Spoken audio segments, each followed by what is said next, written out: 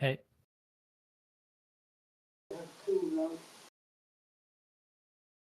I think I can hear you. Yo, what's up? Hey, how's it going? Yeah, I'm doing pretty good. How's it going with you? Holding in there, man. Holding in there.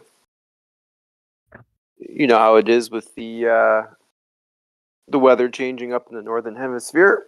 Oh yeah. Days are getting shorter. Yeah, the days where I get shorter, but the coldest right now is like 12 degrees in the mornings, and then it goes back to like 20 at the evenings. Must be nice. Yeah, it gets pretty Yeah, cold here. I guess I miss like seeing like all the snow. Usually that changes like how I feel a lot, like walking outside when everything's like white and different temperature, and you can like just feel, like feel sort of cozy in like a jacket or something. That changes my mood in a certain way. The only thing I don't like is that it gets dark faster. Yeah.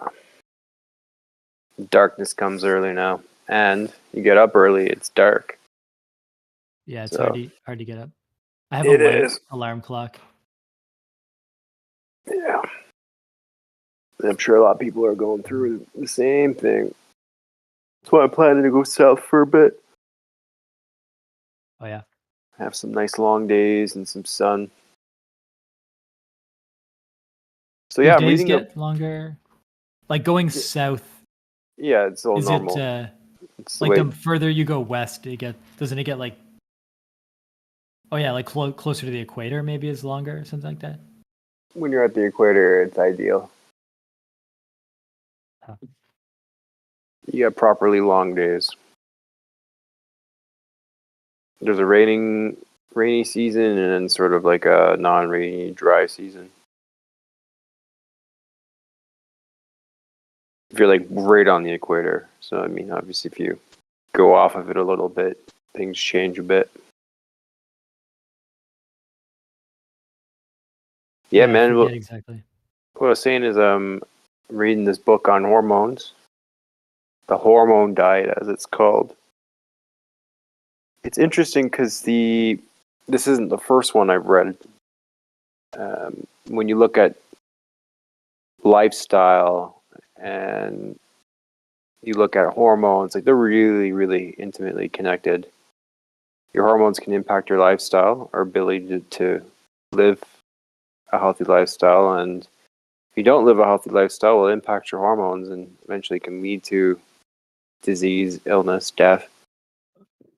And I read a book that was a bit older, actually. Oh, it was 1990 or something.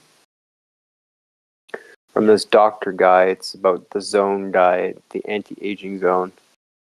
And I didn't know it was about hormones or diet, but basically this guy is like going into all the endocrinology of the body. And some of the stuff that he said with more studies is actually quite dangerous, like taking vitamin E supplement that actually causes prostate cancer in men. But he was encouraging, some additional supplements and the foods to eat and duration. And surprisingly, what he was recommending was modeling after the research done uh, in the blue zones. So there's a guy that spent the last 20 years exploring the different blue zones, and he came up with like this overlap of what everybody's doing. And it's like there's a big part of it was activity, the other part's diet, and then community and support and relationships. So like these three chunks that kind of overlap. And this guy that I'm reading is talking about hormones, recommending this healthy lifestyle that really, really closely reflects the blue zone lifestyle. But I don't think Buddy looked at the blue zone when he did his research.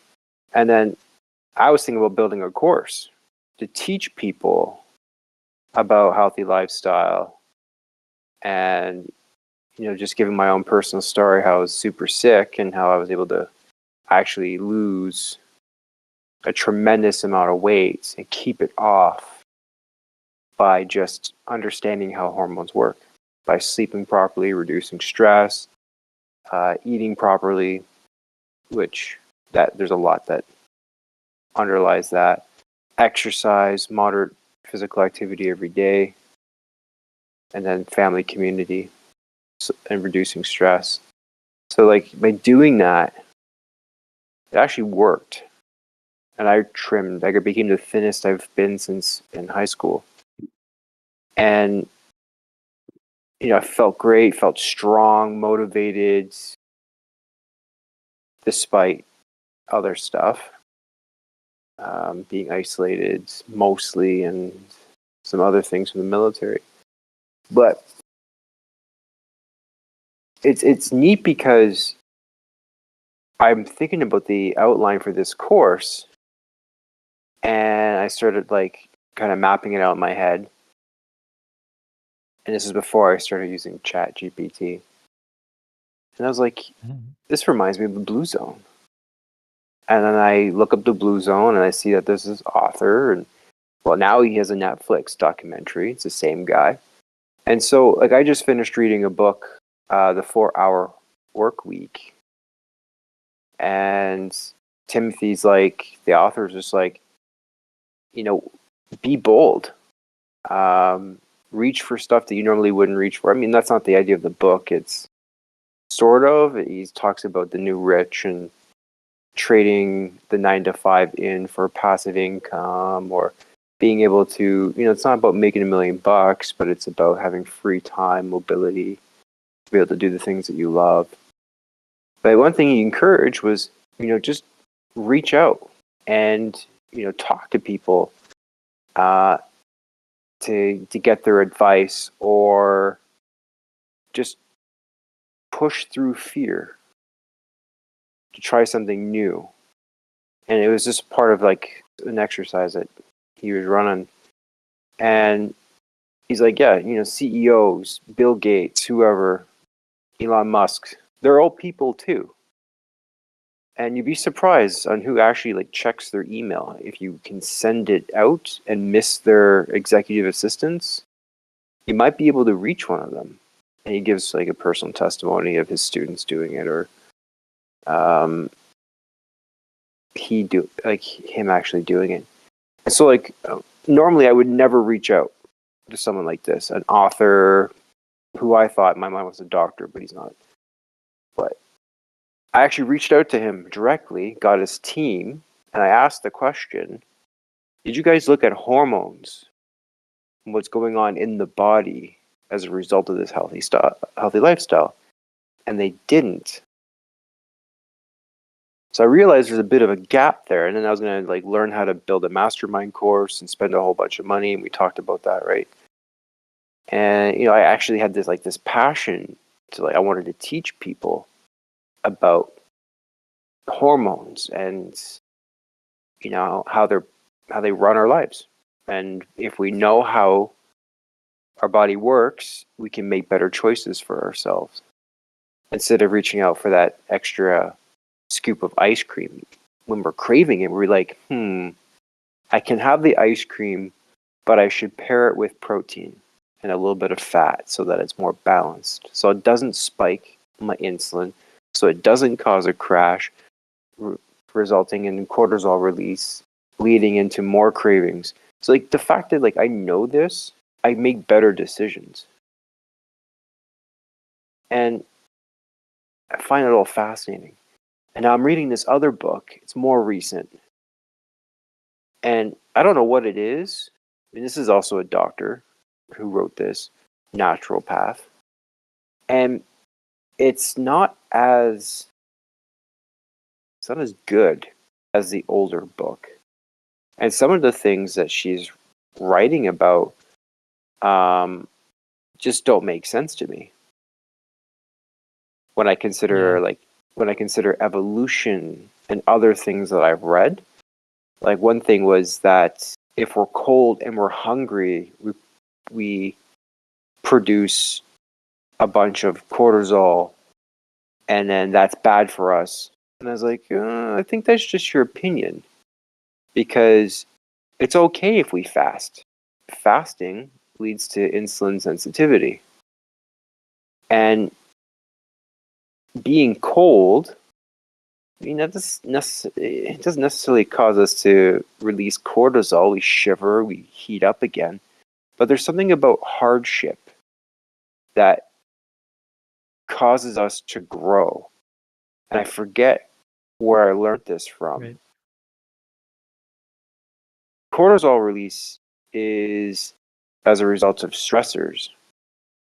And cortisol, when it's released, actually can cause our lower extremity, like our feet or our hands, to lose circulation, which is counterintuitive. If you're cold, why would your body release cortisol and pull away circulation? And now I'm getting confused. Now I'm confusing myself here. Because she wrote that cortisol pulls circulation and causes your feet and hands to get cold. So Yeah. now I'm getting confused. I've actually But tabbed I this. think, well, that specific point was that it retains warmth for your core like organs by sacrificing your like extremities. Yeah, but is that cortisol or is that something else, right? Yeah, So I've never heard it be cortisol that does that. I thought it was just happens or something. yeah, so she's saying a bunch of stuff, and I'm like, doesn't really seem to fit with what I know about evolution and what I've read about hormones to date. So I'm tabbing it, and there's a lot of tabs in this book already, and I'm not even at page 100 yet. And it's interesting because, like, in my mind, I'm like, okay, this book is newer. It probably has the most recent. Well, I mean, it's not like current, still a little bit old, but newer than the other book that I read. But it's like the stuff that she's saying, there's no link to resources. Like the other guy would like basically link everything he was saying to a study, but she isn't. And so like I would look at the footnotes and be like, where did you get this from? So I tabbed it for another time. But I find it Yeah. interesting that, she came up with a book. And in my mind, it's like she's talking about all of these hormones. And I'm 50, 60 pages in, and she hasn't even described what they are or what they do.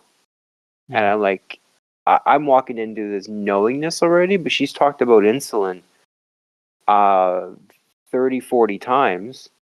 And then it's not until chapter 3 that she actually writes, like, insulin is a storage hormone that drives nutrients into our cells. I'm like, yeah, you should start with that. So Yeah. what I'm getting at is like super important stuff. It's it ignited the desire to want to learn about endocrinology, but also, I mean, more of this like holistic approach to getting better, because the traditional medicine isn't working for me. Diagnosing, everybody's telling me that my disease is, and I'm doing the bunny ears here. So my hair loss. The dermatologist that I saw for my rosacea said, "You're going bald, buddy. I'm not even going to recommend PRP to you, which is like a plasmic something replacement. Some, I don't know. They take your blood, they spin it around and put it back in your head." He's like, "I'm not even going to recommend this for you because you're too far gone." He's like, "You look good bald though. Don't worry about it." And then the manager's like, "Yeah, you look good bald." Meanwhile, there's like this guy that has dedicated his life to countering male pattern baldness and has all of um, the warnings or the indicators in his genes that he will lose his hair. He has all of them. And he has a full head of hair because he has the knowledge to counter hair loss. And so I have like this specialist telling me, and a dermatologist is somebody that should know about hair because, it's part of it's in the skin. And he's telling me I'm going to go bald. And I have I've actually had 2 dermatologists tell me that rosacea, they really don't know what causes it, even though I read that there's 3 different causes: neurological, inflammatory, mites, and autoimmune. But they're like, they don't understand how to fix Right. it. All they know how to do is deal with the symptoms. There's a medication for the mites that kind of like wipe them off your face. And then there's laser therapy for your blood vessels that break down your blood vessels and it's reabsorbed. Costly. Both are costly, actually. They only address the fucking symptoms. You wait like a year, and so while you're waiting, your symptoms are getting worse, which then affects your mental health because you don't have control or understand what's going on. You see them, and all they do is prescribe. They're fucking useless. Yeah, they Now, do. I feel that the medical community is very focused on like if you are like injured in some, like they'll heal your injury, but they really will not uh do anything to sort of improve your quality of life if they don't assess you as like under under some kind of terrible traumatic stress or something like that. And they yeah, it's and then they overreact. never really what's weird is like that, like if they basically tell you like there's nothing they can do for you, I feel that they should then send you almost to like a therapist where like they've told you this news that you of course don't want to hear, and then they kind of just send you back out into the world, and that takes a toll on your mental health. But really they should be saying like, this is not a life threatening condition, but like if you want some support in this area, then like here is like someone to talk to basically. And then like at least they've provided some kind of patient care instead of almost like laughing it off in a sense and making the patient feel like they can't be helped or something. Like, these guys are all dealing with the stuff after it's manifested as disease. They're reactive. They don't get Yeah, ahead of it. They no don't know how. preventive. Yeah. And a lot of it is, there's genes involved as well. I mean, certain organs may not work correctly because of genetics, but like in a society that values performance and glorifies burnout, stress is prevalent. I mean, it's destroying lives. It really is. And the way people deal with that, alcohol use, drug use, escaping in video, playing video games, watching Netflix, and they're not being active and they're sleep deprived. Like, a lot of people are living these unhealthy lifestyles. A lot of it's society causing that. They're just trying to make ends meet, and they're getting sick. And there's a big gap here where the specialist is covered, the GP is covered, but the naturopath is not covered. But yet the naturopath is the one that has the knowledge and the tools to give you the full assessment. But man, does it ever cost a lot of money. Thousands of dollars to get the basic troubleshooting. So for me, I suspected hypothyroidism, where your thyroid isn't functioning properly and it's slow, and it can lead to serious health problems. Like, it will fuck you up if you don't get your hypothyroidism under control. You'll lose your hair, among things. Like, you'll just start shedding like crazy. You'll get super sick. And I mean, it can even be misdiagnosed. Like, they'll test one of the four indicators instead of all four, and it's misdiagnosed often, actually. And I suspected that's what was going on with me. But then also, I had a parasite from Africa, and That's I pretty rad. had, yeah, I know, right? And then 18 months of hell. This was schizomyosis, actually. Yeah, like, gives you the shits, but no, schizomyosis is what it's called.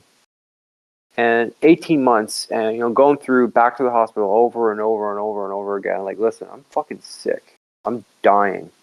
And I'm not taking no or go back home and rest as an answer. And I just kept coming back. And I had to take time off of work. And eventually, it came up in discussion that, yeah, I was in Africa. And they're like, oh. And so they tested me, my blood, for a parasite. And, well, there you go. there was an autoimmune response to it. So 6 months later, saw an fucking, what are they called? Infectious disease person that verified, and I get 2 doses of antibiotics. But then the other half of that treatment is supposed to be probiotics. There should be a program that gets your biome back. Because when you nuke your system with antibiotics, and this is the problem with antibiotics, they're overprescribed, one. And what it does to our system is just crazy. Like, it needs to be like last resort. In the Matrix, it's the EMP. You're only doing it because the fucking little squid things are just about to take your head off in your ship after they broke. Like, it has to be last resort, man. It has to be, because of what it does to your guts. So there's that. They never did the follow-up. Or actually, they never confirmed the parasite was gone. So I just had that confirmed 4 years later. And then there was no probiotics. I've been taking probiotics on my own and whatever else. So I expect leaky gut is also an issue. Because, I get IBS and other stuff. Not to overshare. The thing is you could have, there's a point to all this, is the medical system doesn't know how to target this stuff. Like, if they do everything, you have a sore gut, you have IBS, you have pain, they'll run you through a bunch of tests, specialists, a year will go by. And if they can't figure out what's causing it, they'll just say, oh, you have irritable bowel syndrome. Yeah. Which means they don't know. And then, okay, they recommend a low FODMAP diet, which is like low, like don't have fermented foods, don't have anything that's enjoyable, basically super restricted, and this will reduce your symptoms. That isn't the fucking answer. The answer is do a series of tests to figure out if the body's absorbing nutrients properly and if there's leaky gut. And usually when you're undergoing all this shit, you're going to develop food intolerances, if not allergies, but mostly food intolerances. And so if you have food intolerances, the tricky thing with these is that you can have one of these intolerant foods, but it takes you a week or two to get symptoms. Man, it took me like a year to figure out the fact I had a serious intolerance to dairy. It was really messing me up. It's pretty common these days, somehow. People didn't realize before, maybe. Yeah. I have theories on that, but they're just theories. And so you could have the perfect lifestyle. And if you have leaky gut, your body's not absorbing the nutrients that it needs to synthesize the hormones needed to maintain homeostasis. And you're going to be unwell. It's going to mess you up.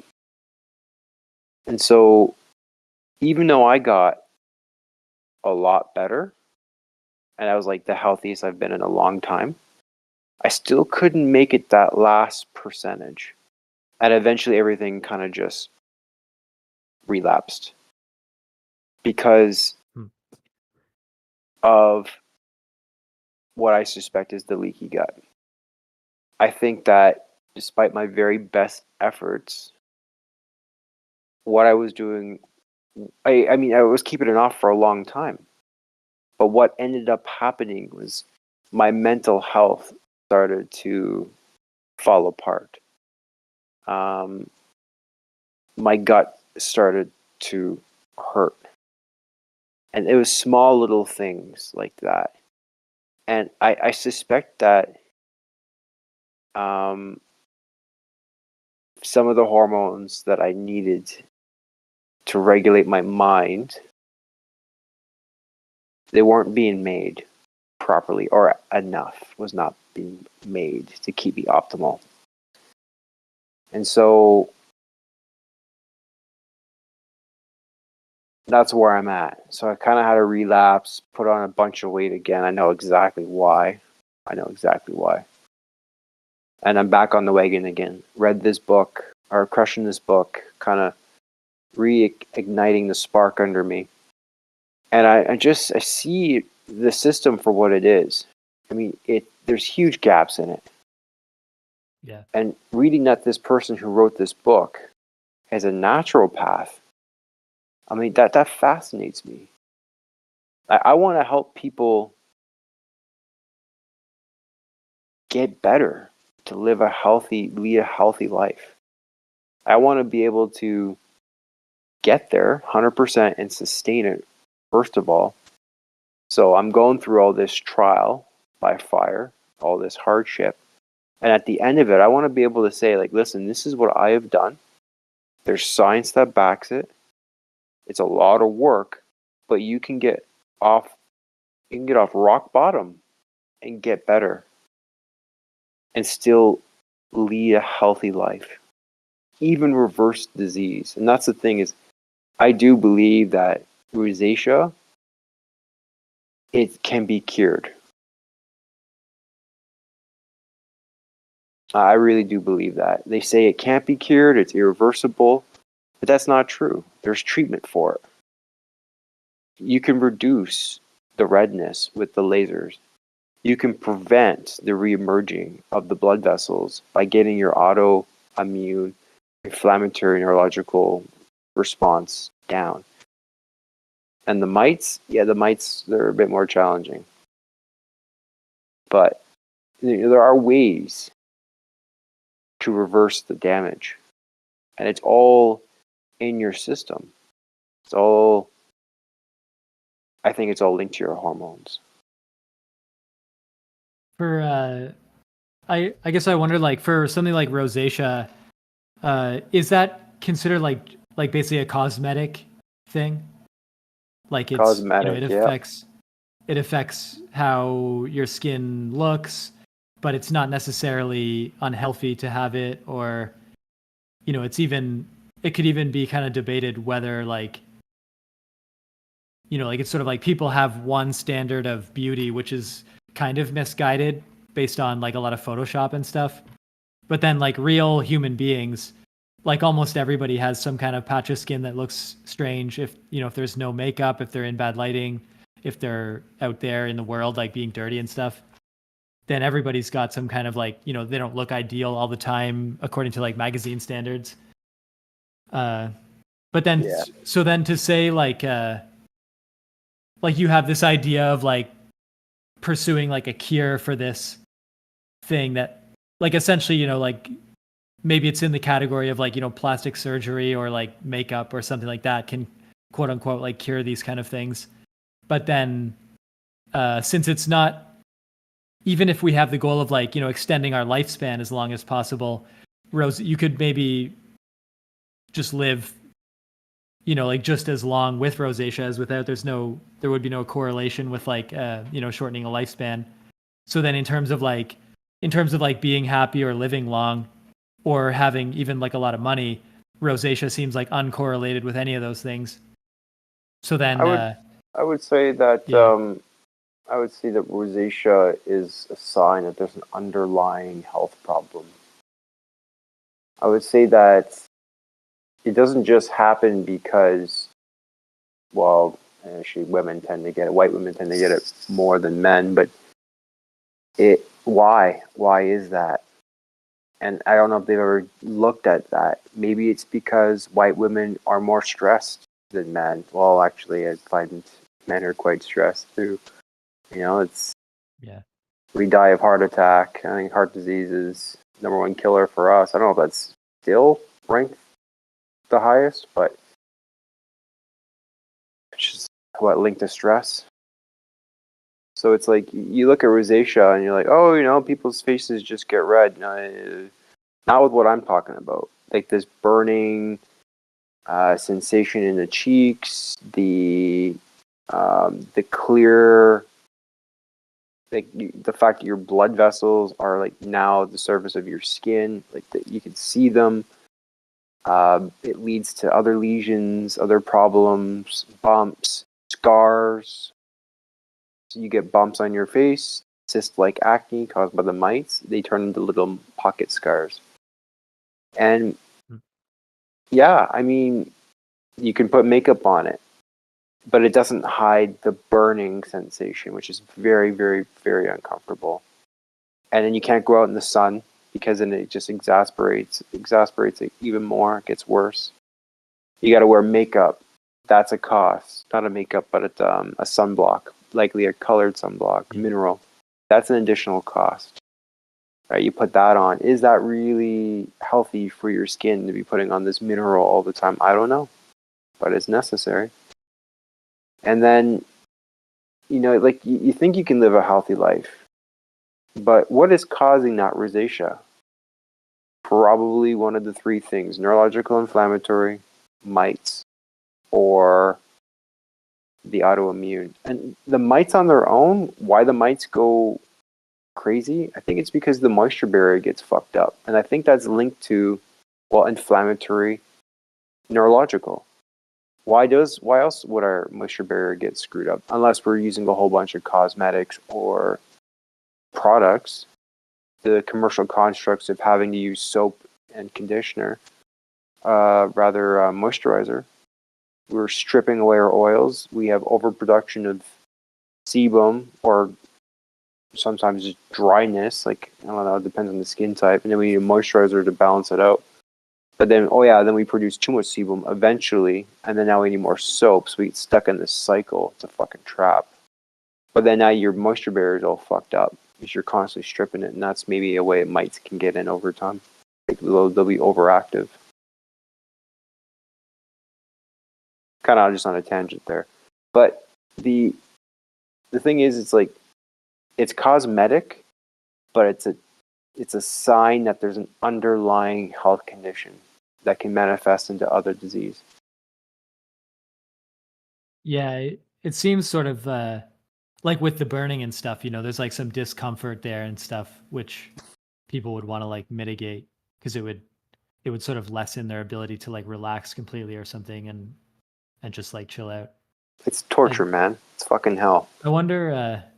It's interesting, like because so rosacea is like one thing in this category where it's like a fairly noticeable. I guess tinnitus is another thing that comes to mind, like this ringing in the ears that people have, where it's like maybe there's no cure for tinnitus right now, and people just have to live with this ringing, and that's kind of annoying. And a lot of people like sort of they have to just tolerate it. And I guess like when I think sort of like almost everybody has some kind of like minor injury that like nags at them that they can't completely fix and they just have to sort of like deal with. And it seems quite rare that a person doesn't have anything bothering them like at all at any given moment. And but then if we think like if we want to like create some kind of solution there and we want to help everyone, it seems like it's quite impossible to like solve everyone's unique chronic, like slightly chronic, like thing that they're dealing with. And so then it feels like for me, it's like if I want to sit down and like make a solution, then I feel like my best shot is like some kind of like mindfulness outlook where people can like just learn to like almost like accept these kind of things like I guess everyone will take a shot now and then at like solving their own issue, but if we want to like solve everyone's issue forever, then I wonder if we have a chance at like is it I wonder if it's possible to sort of like reach some kind of state where we view these minor discomforts like in a different way so that we sort of look past them somehow, because like even if some of them are solvable or like with time we've found a solution, maybe like more like the older we get, the more stuff comes up, and then there's always going to be like something on the horizon that we haven't yet really gotten a 100% solution for. There is a solution for it. Change your environment. The folks living in the blue zones, they have the lowest amount of illness. You got 100-year-olds that can move around and ride fucking horses in Costa Rica. 100-year-old can rock a horse, man, as a rancher. You got people living forever, and they're happy. And yeah, they can get sick, but there's a couple of cases coming to mind in that documentary. There's some where they got sick and they were able to pull through because of the love and support of family. But if you want to like not have these little things plaguing you, now obviously like tinnitus, like that's probably for me it's because of explosions, because of the job. I have tinnitus in both ears. Other people might be exposed to loud noises and it can cause tinnitus. I mean that's kind of outside of this. But a lot of these other diseases, like type 2 diabetes, you don't need to have type 2 diabetes. I mean, that's all lifestyle. That's diet. Right, you can mainly, yeah, but you lifestyle. can right. You can eliminate type 2 diabetes. And I actually was told by a nurse practitioner that they've discovered a hormone in non-diabetic people that diabetic people do not have. And I forget where they pull it from. I don't know if it was the small intestine or if it was the pancreas. Yeah, I know the pancreas is where insulin's produced, but I don't know if it was in the small intestine or the pancreas. And this actually like almost eliminates the disease. Mind blowing. Don't even know if it's public or if it's been studied yet, but this nurse practitioner told me that like this is cutting edge, so we're getting there. But the underlying issue is lifestyle. Even if you cure type 2 diabetes with this hormone, it's not going to stop the blood pressure issues. It's not going to stop the heart disease that's going to happen from the excess stress, because of the excessive stress. So it's like, you cure one thing, but you're actually not solving the underlying issue, and that is it's our environment that creates this unrealistic stress. Like our systems, endocrine systems, have not evolved for the environment that we've created. It's kind of ironic because we tried to create the easiest life possible for ourselves by automating everything, by creating economy and having everybody work for everybody else's benefit, to have security and safety and to grow and to thrive and to be able to focus on our niches while we don't have to like go do laundry or wash dishes or everything. We have machines that do everything. And yet we have all this, and yet we haven't been sicker. And we are so sick as a population because of all this. It's seriously ironic. Try to make our life simpler, and yet we end up making ourselves sicker. And like, because what we've evolved for, physical activity. We've evolved for family, to form families, to have communities, and yet it seems like that's going the way of the dodo. Yeah, there's still families out there, and they have like strong values, but it's not what it used to be. Loneliness is an epidemic in the States, North America, I can confidently say, but I definitely know in the States that I've read. Yeah. Leading to depression, increased levels of cortisol, because when we're alone and separate, it stresses us because it goes against our programming. We are programmed for a different world, and because we're in this created civilization we have not evolved for, it's killing our systems. So we can practice mindfulness and meditate and whatever else, but unless we get away from the environment and can live a lifestyle where we really tap into, or rather we can model after the way we should be living, we're going to get sick. It could be something small or something severe, but we're going to be sick. We're going to have shorter lifespans because of it. We have, I think our average lifespan is actually going down. The last I've heard, we were like, oh, it keeps going up because of technology and medicine. No, it's going down now. And then there's like the quality of life as well. Do you want to be 80 years old, stuck in an old age home, hunched over a fucking walker? Because that's the fate of most elderly. I can't say that word right now. Yeah. And it's like that's the worst thing you can do is put your parents in an old age home. You shed off years of their life when you do that. When you isolate them from family. Sure, they're going to be around other old people, and there may even be a community there, but there may not be. And if you don't have a family, especially at an older age, yike, good luck. So Yeah, it seems like. Yeah, go ahead. I was going to sum up by saying, like, I thoroughly recommend the documentary "Live to 100." It's about the blue zones.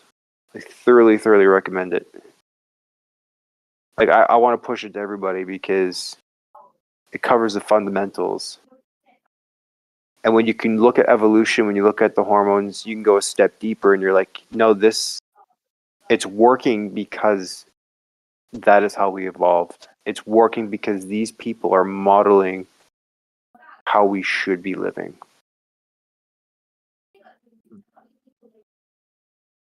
Yeah, yeah. I was gonna say, like, in my mind, I attribute a lot of these, like, the systemic issues in society are coming from like capitalism, and I sort of see that, like, like one of the reasons people might be lonely is that they live in like a single family home in like a suburb, and there's a lot of space around them, not a lot of like markets or people walking by, or they don't see their neighbors, like their homes are big and they have fences and stuff.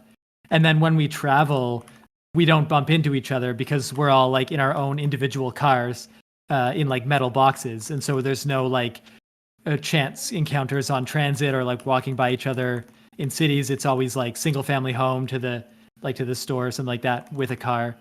And then like in terms of like our healthy diet and everything, I feel like the medical system, at least in America, is like it's like a capitalist medical system that's like for profit. And they've found that like preventative care doesn't make as much money as just giving people antibiotics. And so like selling antibiotics makes more money. So that's the thing they optimize for, is that. And that's like profit driven. And then even just like buying healthy food at restaurants or grocery store, they really don't sell it. Like farms don't necessarily optimize for making the healthiest food. They optimize for like making the most and the fastest. And grocery stores add sugar to like incentivize us buying it. And so then even to just buy the food we need, it's very hard to do. And so I sort of view that whole piece as like capitalism driven. But then as a second thing, the thing that I recently heard that is maybe correlated with like living a long time is this idea that if you eat exactly enough calories, and they're taught, and when they say that, they mean like exactly like just enough calories so that you're not like under like malnourished. Basically, if you eat like just above that, then that will slow down like the aging process of your cells, apparently. It will. Or at least like in. Yeah. And so I wonder, actually, like definitely in America we overeat, and so overeating, getting a lot of calories, I would think that would destroy any sort of like slowing down of the aging process. But definitely Yes. in like in many other, like, here's the interesting thing, is like in many other countries, in their childhoods, throughout their lives, or just by culture. They eat less. They eat less calories. Maybe even they've gone through periods where like they don't have enough food, or like they're working very hard. They're burning calories, and so maybe there is a correlation there where like in these blue zones, there's a lot of people that have not had access to like overeating in their lives, and we see like statistically, some of them are showing up as like just happen to be living a very long time because of the inability to access food, whether it's like they actually or they don't, whether it's they don't have enough money or enough food, or just their culture is one where they eat less.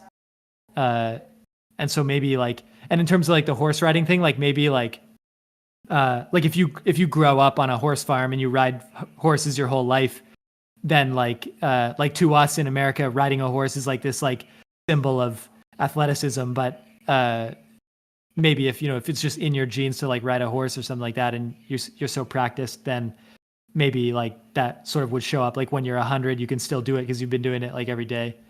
Well, that's But just that's it. that's Yeah. sort of like a trick. Yeah, it's kind of like tricky there. But just because I've heard that the like reducing calories is correlated, and thinking that like that's one major difference between America and other countries is the amount of calories people take in, then I wonder if it just comes down to this.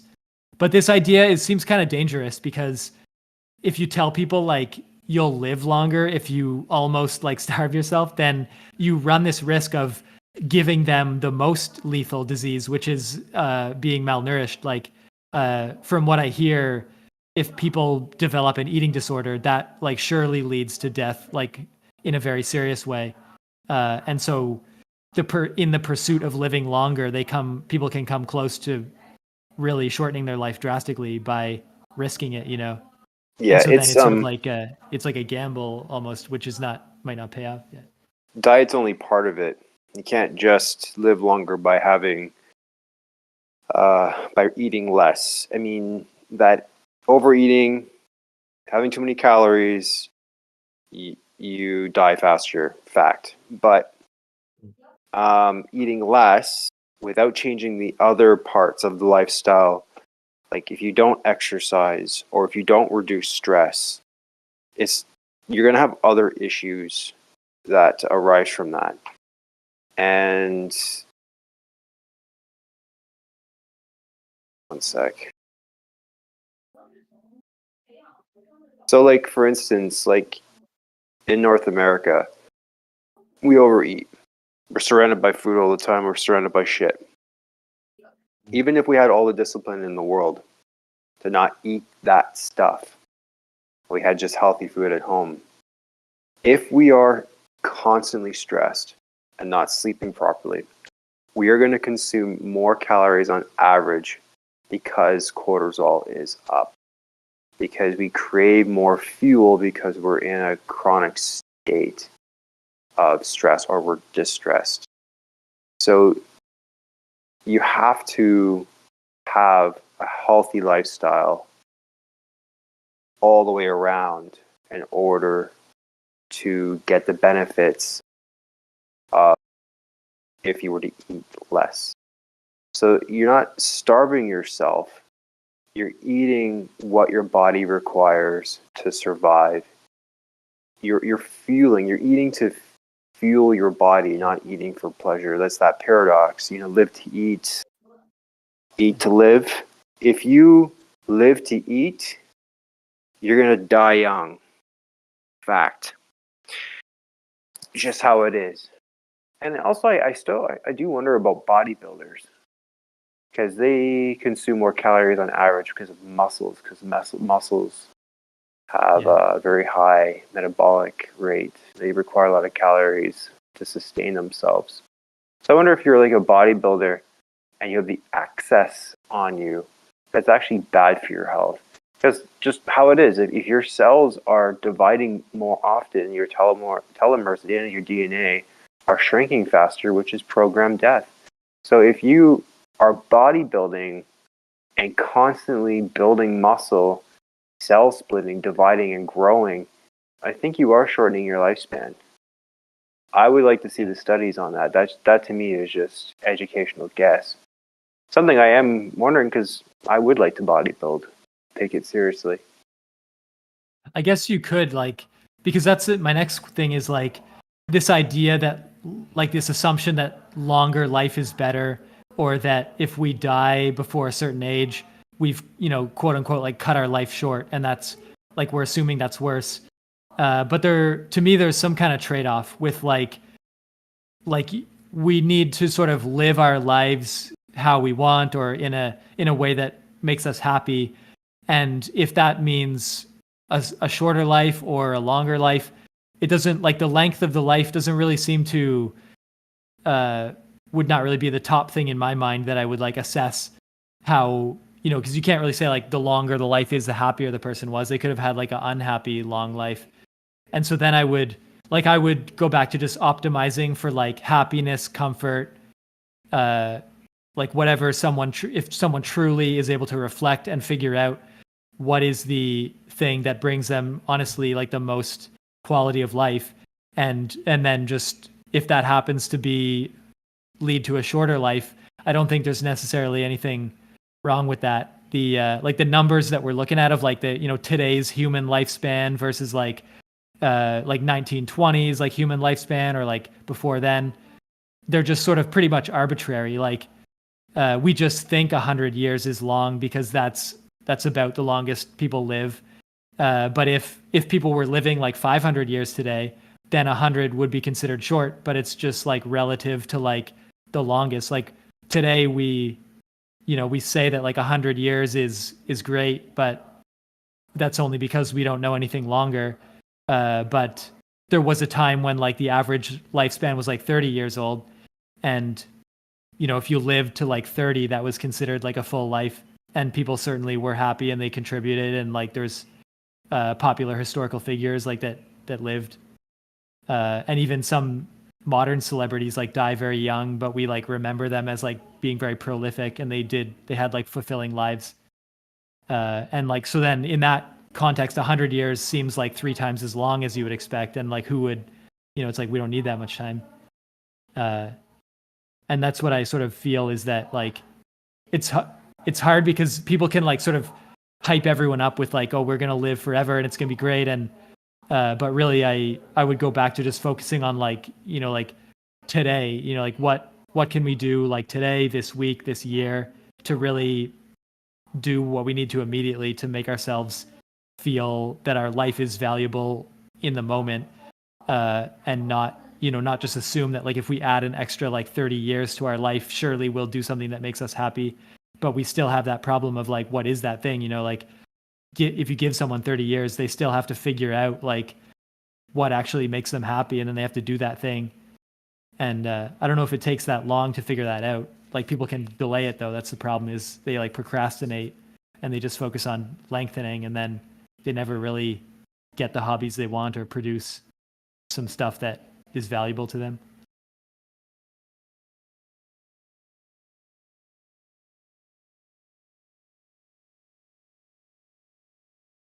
I would say that,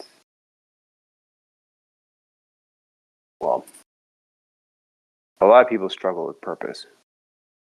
Yeah. A lot of people don't know what to do with their lives, and they distract themselves with their day jobs. They keep busy so they have an excuse. And it's not until they're free from their day job or they get fired,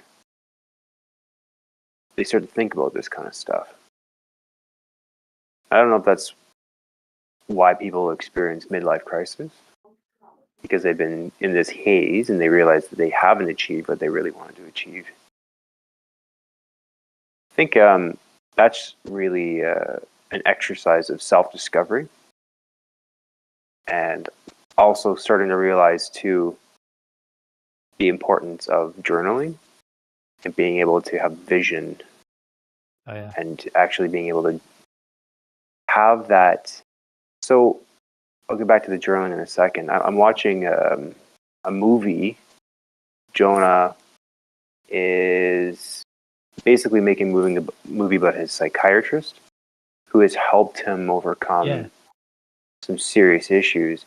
And the psychiatrist has simple triangle model. I love the triangles. And there's different levels of, how did he put it? Self, energy. I have to remember. But basically, first level is the body, and that's the lifestyle piece. Well, the sleep, the diet, the exercising, things that you can do to get most of your system good to go, right? Like, if you sleep properly, your serotonin, melatonin levels will be better. Serotonin, if it's where it needs to be, you're probably not going to have depression. You're going to feel better. Melatonin's up. You're going to be able to sleep. The diet, all your nutrients necessary for your hormone production and every other function. The exercise, growth, like our bodies crave physical activity. That's the body. The next level is people. And that to me is also part of lifestyle, super important. We need to be able to connect with people, whether it be hanging out with a friend or hanging out with family. That's a really important thing that we need to be able to have in our life and work on.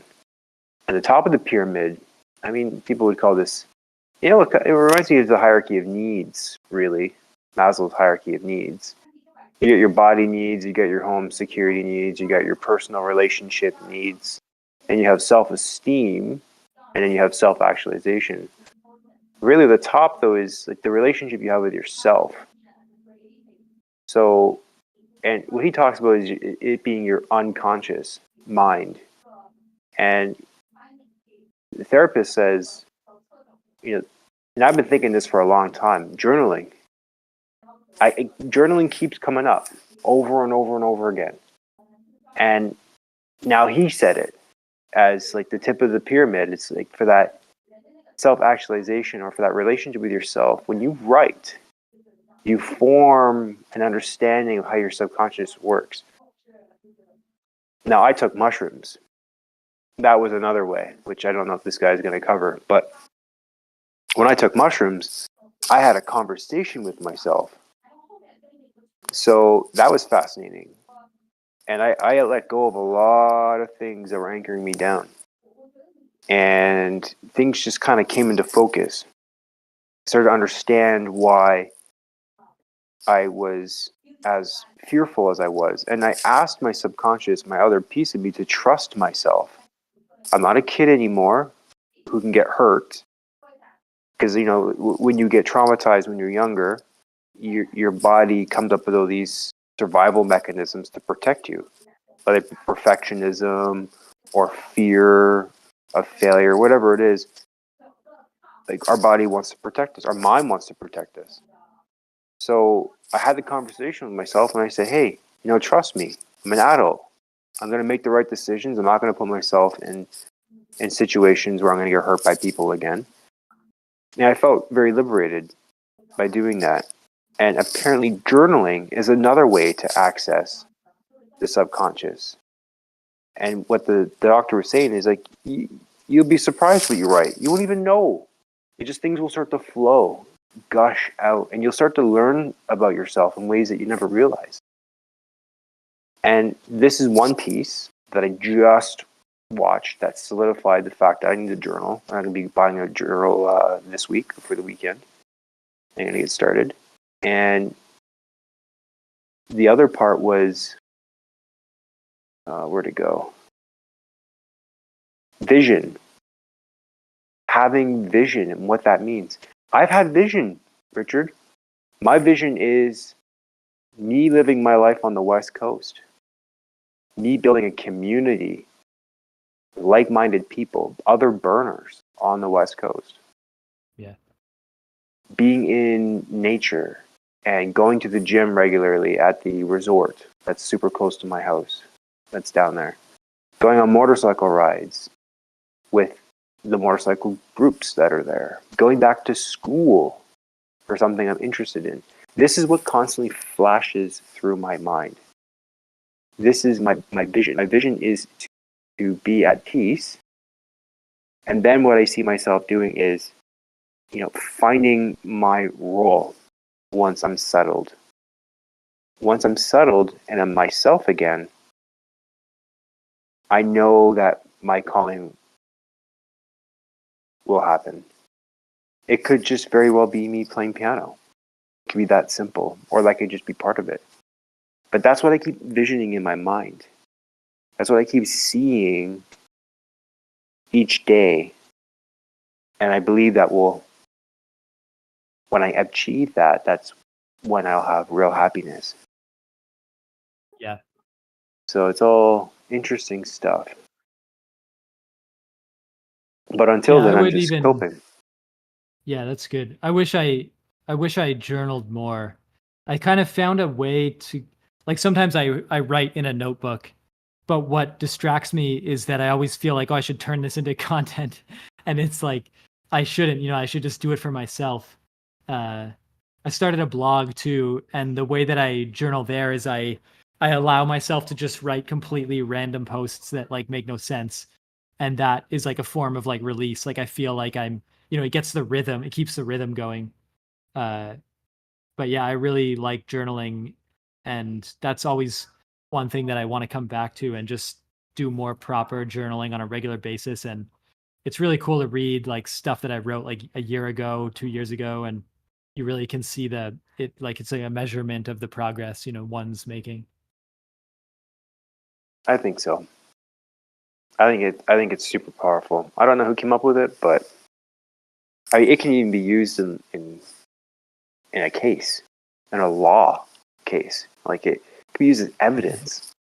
What you wrote a year ago about a particular person or subject or something, like it can be used in your defense or to prove your point. Like it's wild. They actually consider that as evidence if you date it and obviously Right. didn't change it. I thought that was neat. But it captures what's going on in your life at that point in time. It actually captures it. And I think it's important to be able to tap into our subconscious because I mean it's holding a lot. When we have nightmares, dream therapists taught me that it's our unconsciousness releasing information that it's gathered. I know it's like a lot of my nightmares. The reoccurring ones are about childhood traumas and issues, and I didn't even realize that some of them were traumas. But being relocated often when I was in group homes and having to always make new friends and the fear of going into new classes and always being lost and not what's going on because the schools were all different. I've had nightmares about being lost in elementary school as a 30-year-old. It's ridiculous. And it's not until I connected the dots like, oh, this is a trauma. And once I started to explore this and talk about it with my therapist, I've also allowed myself to just be more forgiving and more patient. And now, if something like this comes up, it's no longer a nightmare. I'm actually have control where I say to myself, it doesn't matter if I'm lost. I can just ask for help. There's no shame asking for help. It doesn't matter if I fail this test. And this is the other thing too, is that this whole fucking push for perfectionism, getting the highest grades, right? Schools are teaching us the wrong stuff. And I realized this reading Rich Dad Poor Dad. Schools are teaching us the wrong stuff. They're teaching us how to be blue collar, white collar, perfectionist. That's what we do. Focus. Right. We should Yeah. be learning through failure or other people's failure. We can't expect to be perfect. And what the school system has created is a population that fears sticking their neck out, that fears failure. And that hinders growth, especially in our age. Kids, like a lot of the scales that we do have, we have because we were willing to take chances as kids. Like the fact that I can kind of half skate, it's only because I did it as a kid, right? For me to go out and just randomly start skating, even though I have no experience, that's going to take a lot of courage as an old man like me. So this winter I'm going to try to skate backwards. I've been afraid to do it for the last 15 years, 20 years. I'm going to try to skate backwards And you've because never I've done that, never or? skated backwards. Yeah. And the reason why I've never done it and I still don't do it is because of fear of falling on my head. And it's going to happen because I don't mind falling on my head anymore. I'm okay if I fail. And trying to break away from that and have more patience and forgiveness for myself. That's something that I'm learning over time by realizing what the traumas are, what the problems are. Now, that's through self-reflection that I was doing without journaling. I think I would have come a lot further if I was journaling. I think I'd be a lot further than I am now. So I think we both should start journaling. If it wasn't forced, I think like forcing journaling would not, but if you naturally happened to journal, then it's like a ironic because like those who naturally journal may not need to, but those who don't should. But if you force it, it doesn't count. It's like it's just sort of like everyone is who they are, and if they were different, then they would be or something. But yeah, I don't like trying to find a balance, like a harmonious path toward journaling that is balanced and true in a way where like just the act of journaling itself immediately gives you benefit like in the moment, and then of course maybe you'll get benefit later. But I like really focusing on the moment where it's like if you enjoy the act itself of journaling in the moment, then you can't lose really after that because you're just when you're journaling, you're doing something you like, and then whatever happens after is just extra bonus or something. Mm-hmm. Well, man, I appreciate the chat. I think we're good for time, yeah? Yeah. Yeah, that was man. cool this week. Yeah. I'll catch you next time. Let you know how the journaling goes. Yeah. All right. Bye. Bye, man.